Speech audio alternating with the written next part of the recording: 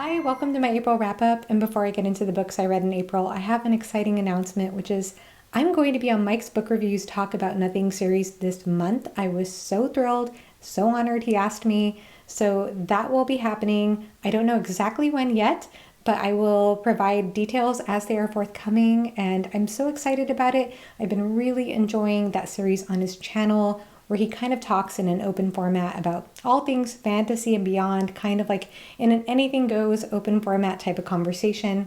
And it will be a fun time, I am sure, but please stay tuned for that. Mike is wonderful. Huge honor that he asked me. Can't wait to talk with him. So now on to books I read in April. There are a few actually, and I'm really happy with that because I had a very busy month in April. But the first of these I'll talk about is This Is How You Lose the Time War, and this was famously a Jeopardy, Charity Jeopardy, Double Jeopardy question. You know what? Whatever. Let's wager it all. Are you really? I don't care. Just do it. All right. Alan is going in for it all. The characters in this epistolary novel are, or we can say epistolary novella, are unfortunately not based on the Halo-inspired web series Red versus Blue. What is purple and black? I am sorry. It is what is This Is How You Lose the Time War. So we have red and blue writing each other through time. I read this with Evie from She Was Only Evie. She very kindly gifted this book to me. And it's a time travel, sapphic love story, fantasy, sci-fi type of book. At least that's how it's described on the back, so I don't think that's really giving away spoilers. But we have these two sort of beings of consciousness, I guess. Red and blue, it's kind of hard to explain what they are. It says here on the back, red belongs to the agency, a post-singularity technotopia. Blue belongs to Garden, a single vast consciousness embedded in all organic matter. Their pasts are bloody and their futures mutually exclusive. They have nothing in common save that they're the best and they're alone. So the idea here with this book is that we have obviously two sides of the time war, and they are in battle with each other. It's an epistolary novel told in letters, and halfway through you start to see the hate to love trope kind of emerge. And I have to say that that was a little abrupt for me. I didn't feel as much tension leading up to that as I would have hoped. And while that's the case, I will say that it is beautifully written. There are some gorgeous passages in this book, and there is a plot that starts to take place, especially towards the second half of the book, that goes into some very unexpected directions. But I would say overall, this is very much a very concept-based book. It's not a universal recommend. I don't think this will be for everyone. It's very abstract, and because the characters are so abstract, it was easy for me to feel a little detached from them and not quite feel as invested in them as I had hoped. But I still enjoyed the story overall. I know Evie described this as a project, and I think that's a good way to describe it. It's a great project. It has a really good exploration on how time travel and a sort of forbidden love theme can be used together. And I thought that the twists along the way were interesting in the way that time travel was used. It's not like a time travel book with like a historical fiction type of focus where you're sitting in one specific place for a while and absorbing the culture and atmosphere of that era. It's more the time travel is used as a plot sort of device. It's the easiest way I can explain it. But it's fairly short, and if you're into very unique sort of project-based type of stories, this might appeal to you. And I liked it. I enjoyed it. Like I said, I did feel a little detached, but I appreciated it for what it was. And I thought it was a very unique read. Next book that I have to mention here is Vita Nostra. And this was written by Sergei and Marina Dyachenko, translated from Russian to English by Julia Mietov-Hersey. I hope I'm saying that right. I'm sorry if I'm butchering any pronunciations, but this was a very interesting Ukrainian fantasy story. The authors were born in Ukraine, then they lived in Russia, now they live in the US. And I have to say that I wouldn't even know this was a translated work. I just thought it was very well written, a very interesting dark academia type of setting. If you like dark academia and if you like deep psychological explorations, you have to pick this book up. It is so fascinating. It goes into some very interesting critiques of, I think, university life, of academic societies. And I think there are some allusions to Kafka's Metamorphosis, though in full transparency, I have not read Kafka's Metamorphosis. I just know about it enough. I probably should read it. It's fairly short. But in any case, it was very interesting. I read this with Alicia Guzman for the Lytton Translation Book Club over on her channel. And we also had a wonderful discussion here on my channel on why you should read translated literature. So definitely check both out. I will link them. This is about a young girl named Sasha. And when she's in her teens, she is on vacation with her single mother, and she suddenly gets followed by some mysterious man. Although he's following her around and she's not feeling comfortable about this, she tries to go to her mother for support, and her mother doesn't really take her complaints seriously. Eventually, Sasha has to interact with this strange man, and he has her doing these very uncomfortable, really humiliating kind of tasks that cause her to throw up gold coins, which she ends up giving to him.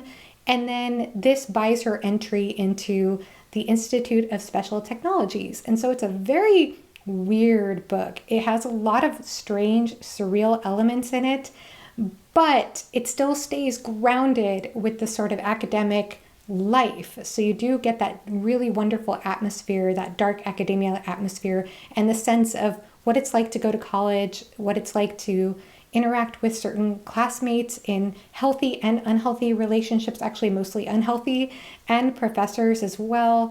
And Sasha is coming of age. She's learning about herself, finding her identity. You see what motivates her. You see what her conflicts are.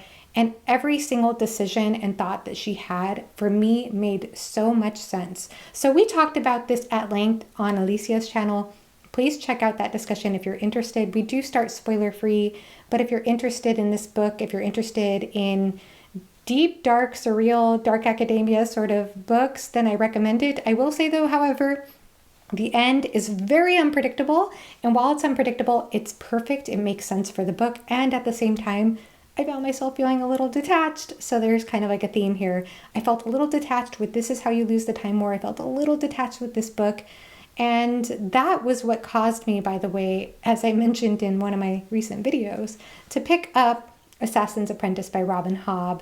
Now, I'm not going in order. This is not the order that I read these books in, but I might as well mention this here because I was really enjoying all the books I was reading, but I felt like I needed something that just pulled me back into my heart, as I explained in that video when I talked about this book. And Robin Hobb's writing was just perfect for that.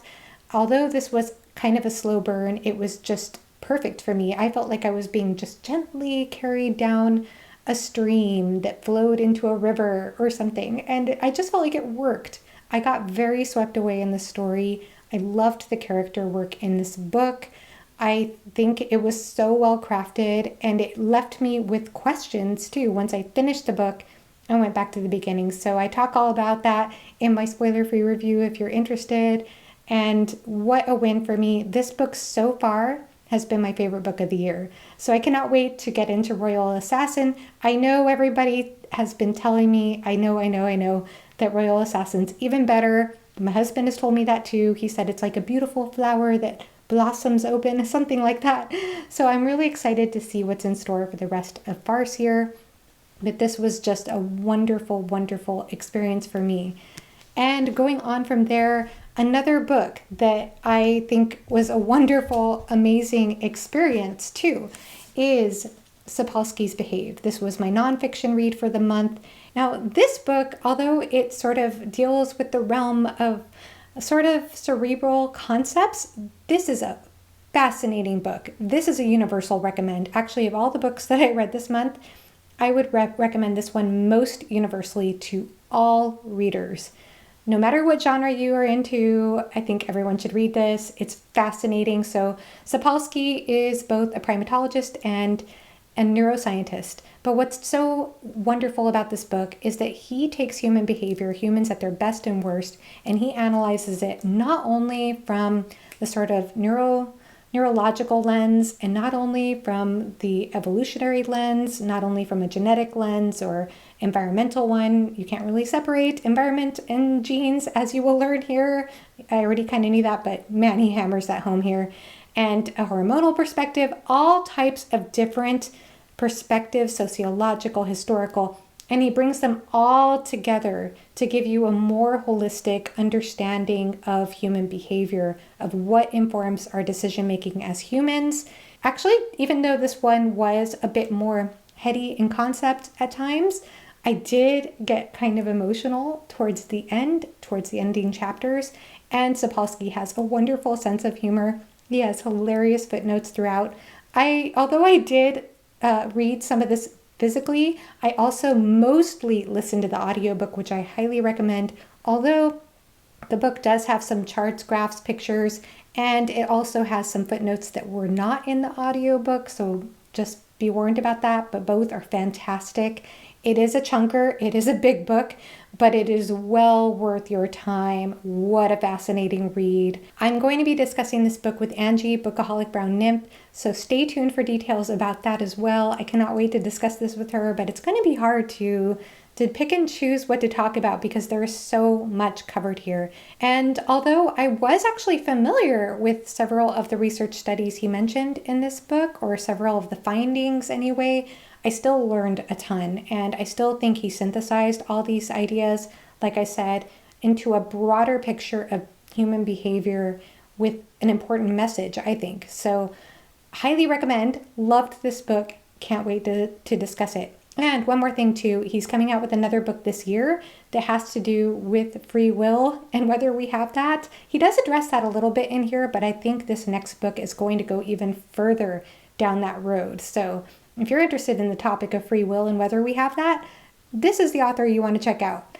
And that's all I will say for that. Editing Joanna here. I totally forgot to talk about An End to Sorrow, which was the first book I read in April.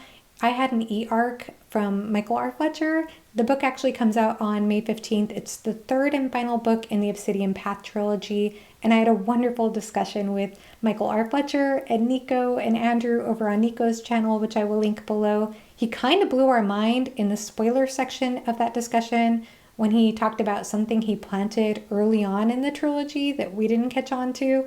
And if you're just interested at all in the trilogy and you want to know if it's for you, we do keep the first part of that discussion totally spoiler free, and you could just learn more about Michael R. Fletcher as an author and the fact that Mark Lawrence wrote his bio and that interesting story there. So definitely check out that video. It was a lot of fun, and I am excited to hopefully review this trilogy closer to the release date of An End to Sorrow. I do have reviews for the first two books here on the channel. They're kind of older videos now, but in any case, it was a lot of fun. It was a wild ride.